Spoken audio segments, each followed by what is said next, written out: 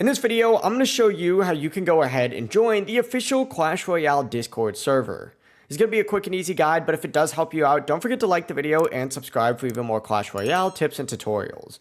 The first thing that you're going to want to do is actually exit out of Clash Royale and open up a web browser of your choice. In this case, we're just going to use Safari, and what you're going to want to do is actually just type in Clash Royale Discord. Now, the first official link right here is going to take you to the official Clash Royale Discord. If you click on it, it's going to take you to a page like this. You just simply need to hit accept invite, and then it's going to take you to a page that looks like this where you can customize your Clash Royale server. Now, I'm just going to select brief options just like so, but you're going to have to agree to the rules, and you may even need to complete human verification. If that is the case, just tap I am human and complete the quick captcha test to continue. But once you're in, obviously make sure you read through the server rules or the terms of service and accept them to get full access. But that's it, you're now part of the official Clash Royale Discord server where you can chat, get help, and find new friends to battle with. If this video did help you out, make sure to like and subscribe. It really does help out the channel. Have a great rest of your day. Peace.